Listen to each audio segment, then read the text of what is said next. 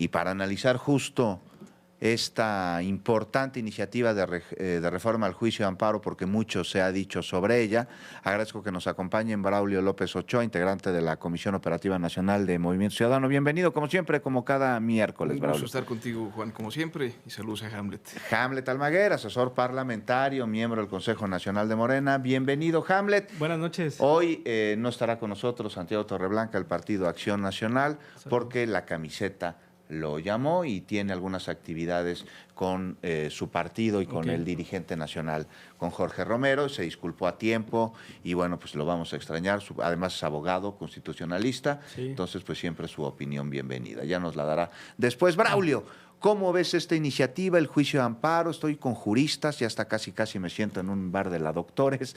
¿Cómo la ves, Braulio? Pues mira, Juan, el tema del amparo siempre es un esquema de orgullo del derecho mexicano. O sea, si es una creación jurídica mexicana, bueno, una extensión, digamos, del habeas corpus, y realmente ha llegado a proteger muchas cosas, se ha hecho muy grande.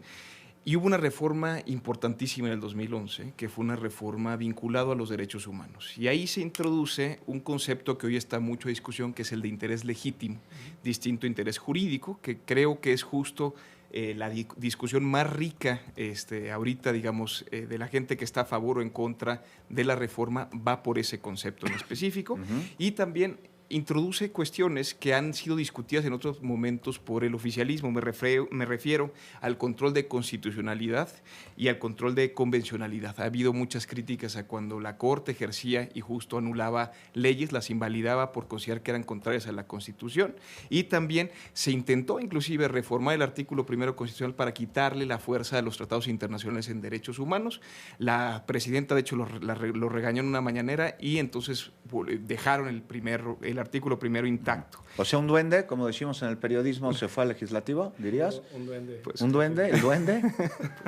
Y pues también decir que estamos en un tercer momento con esta iniciativa que sí parece, además de las otras reformas que se habían propuesto, como la reforma al Poder Judicial e inclusive la discusión que hubo en la Corte de Prisión Preventiva Oficiosa, que también creo que toca mucho esto y lo que le hizo preocupar al oficialismo, la posibilidad de invalidar una disposición constitucional por considerarla contraria al derecho internacional de los derechos humanos, llevó a ciertas modificaciones y entonces estamos en un momento que sí es de regresión, la reforma al Poder Judicial, el tema de la inimpugnabilidad de reformas constitucionales y esta modificación del primero constitucional que decía. Esto no es progresismo, la verdad, se decía en movimiento progresista, pues están abandonando muchas de esas banderas y una es la defensa de los derechos humanos. Hamlet Almaguer, ¿no es progresismo? ¿Se desatienden los derechos humanos con esta iniciativa de reforma al juicio de amparo? Primero, pues aquí la tenemos, ¿no? Porque para saber de qué estamos hablando, qué estamos discutiendo, y yo no sé dónde está la preocupación sobre el caso del interés legítimo.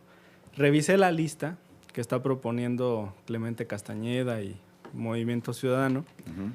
Algunos, la verdad, no tienen idea de amparo, no es su materia, pero me llamaron la atención dos que coinciden con esta redacción.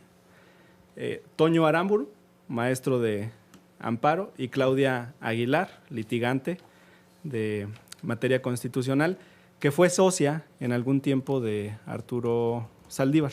Entonces me llamó la atención que los están invitando.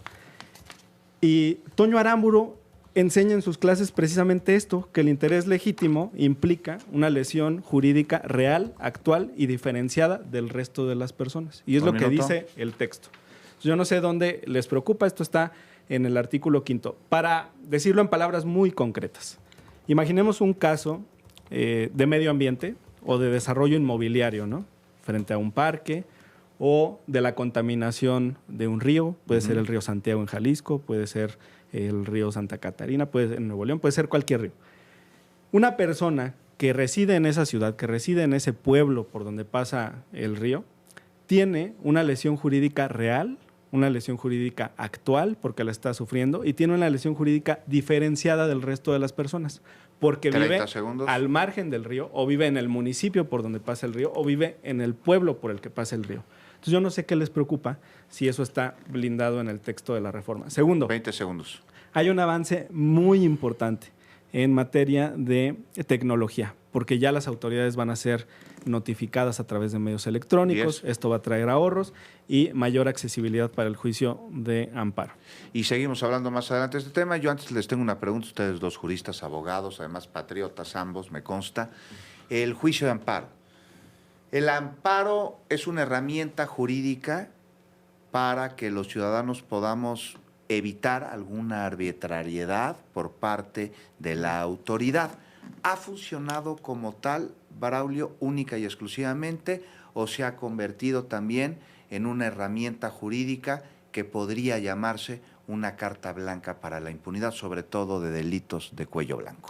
Yo creo que las dos cosas han sucedido, Juan. Tanto ha sido un mecanismo, una herramienta para defensa verdadera de derechos humanos en este país y sobre todo ante actos de autoridad, pero también se ha ocupado de una manera abusiva en ciertos casos. Creo ¿Se que atiende la reforma esto último? Se intenta, por ejemplo, con el esquema de la digitalización, con la reducción de plazos. A veces, mira, también hay que decirlo muy claro, la reducción de plazos no te lleva muchas veces a que se resuelvan, porque la verdad es que con la carga de trabajo ni siquiera se logran cuestiones. Y al igual que en esas cuestiones, y por eso es importante el Parlamento abierto, es porque es un esquema muy técnico, muy puntual, y sobre todo en conceptos como interés legítimo, se debe dejar a los jueces muchas veces esas discusiones en vez del legislativo, porque es a partir de los casos concretos, Juan, cuando vemos cuando hay un abuso de la medida, cuando realmente la medida tiene que expandirse para proteger derechos humanos, como justo fue la modificación de interés jurídico, incluir el interés legítimo. O sea, es una discusión muy técnica y, por ejemplo, el Movimiento Ciudadano ha sido muy puntual. Propusimos un Parlamento abierto desde antes que lo anunciara el Senado en sus comisiones, y por eso Hamlet hablaba de un listado. Nosotros no es que queramos que vaya gente a reforzar lo que ya pensamos, creemos que es una discusión a la cual tiene que ir gente que esté a favor, que esté en contra, y discutir con seriedad algo tan técnico y sobre todo con el objetivo de que siga defendiendo derechos humanos. Estas discusiones abiertas, este diálogo democrático, Hamlet Almaguer, ¿funciona en realidad? Sí, porque bienvenido. Hay quienes desde la oposición están diciendo que es atole con el dedo. ¿Tú bienvenido. ¿Y qué elementos les das para, en caso de que no consideres que sea así, que le quede claro? En programas todo el día he escuchado que lanzan estas alertas, que las personas que sufran una afectación por vulneración al derecho al medio ambiente no van a poder defenderse. Aquí ya lo dejamos muy claro. Conforme a la redacción que se propone, va a ser posible. Segundo, tú preguntabas sobre estos delitos de cuello blanco, vemos la evasión fiscal, las factureras, todos estos temas. La clásica, pues nos amparamos. Correcto. Sin importar además de qué tipo de delito se trate. ¿Qué establece esta reforma? Que cuando hay un amparo en materia fiscal, tú tienes que otorgar una garantía, y eso precisamente es para salvaguardar que el fisco tenga asegurados estos recursos que se destinan a proyectos de infraestructura, que se destinan a pensiones, todo el gasto que hay en el gobierno. Es normal garantizar el interés siempre en juicios de carácter civil, penal, administrativo, laboral, se otorgan garantías. Si tú en lugar de ir a amparo, vas a un tribunal administrativo, ahí te van a pedir precisamente esto, que tú garantices el interés fiscal. Vamos a suponer que debo 50,000 pesos en impuestos del año 2023. Te van a pedir que los garantices. Y luego, si ganas tu juicio, esa garantía se va a dejar sin efectos y los recursos van a ser tuyos. Yo no veo ahí ninguna afectación. Y finalmente, en este caso del interés legítimo, va a seguir la discusión, va a seguir el debate, pero yo la verdad es que me siento muy tranquilo. Se le da la oportunidad también a las autoridades, y esto es importante, de plantear la imposibilidad del cumplimiento, porque a veces a los jueces se les ocurren locuras, ¿no? Como por ejemplo que se construya un edificio donde no debe de estar, o que se otorgue un permiso cuando no se debe de otorgar, o que se apaguen todas las hidroeléctricas del país. Es algo que un juez ordenó para darle privilegio a las corporaciones privadas que tenían otro tipo de concesiones. Entonces, bueno, estamos tranquilos con esta reforma, pero bienvenido el debate este viernes y este lunes. ¿Para qué sirve? Pues mira, para que nos están escuchando, ¿y para qué me sirve? Pues mira, Juan, yo creo que lo que hay que entender de esta discusión tan técnica es si justo va a limitar o va a ampliar la posibilidad de defensa de las personas. Se parece, digamos, de lo que está escrito, que lo que se busca es justo fortalecer a la autoridad en reforzar su toma de decisiones. Si estuvieran tan interesados justo en estos jueces más independientes, en que la justicia funcionara mejor, no hubieran hecho la reforma al Poder Judicial. Hay que tenerlo muy, muy claro. Cuando se requiere bisturí, este gobierno lo que hace es meter machete. Y así pasó con la reforma del Poder Judicial. Y cuando este gobierno requiere meter machete, por ejemplo, en casos tan evidentes como la barredora, como el huachicol fiscal, lo que hace ahí es con pincitas, ¿no? Hoy publicó, de hecho, un gran artículo de Denise Merker respecto a los casos de distintos personajes que pues dicen que no saben qué sucedió cuando era su secretario de gobierno, cuando era su secretario de Seguridad Pública, cuando era, en el caso de sus sobrinos, el almirante Ojeda. Entonces, hay estos casos en los cuales el gobierno debería ser mucho más contundente con sus determinaciones, y cuando debería ser más cuidadoso y entender dónde está el problema del Poder Judicial, lo que hizo es machetearlo, y eso va a ser mucho más difícil que inclusive reformas técnicas de esta índola puedan impactar correctamente, Juan. Te voy a leer 2 párrafos nomás de esta reforma. Mira.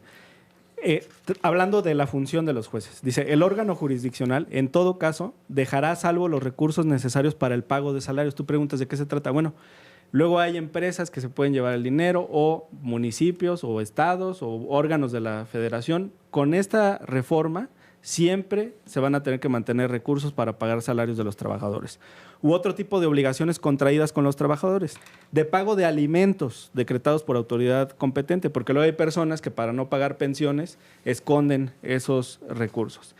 Y finalmente dice: la suspensión definitiva únicamente podrá ser concedida para la disposición de recursos contenidos en cuentas cuya licitud quede acreditada a juicio del órgano jurisdiccional. No va a ser el gobierno, no va a ser la unidad de inteligencia financiera, no va a ser la Secretaría de Hacienda, no va a ser un legislador, no va a ser la presidenta de la República quien diga si los recursos tienen un origen lícito.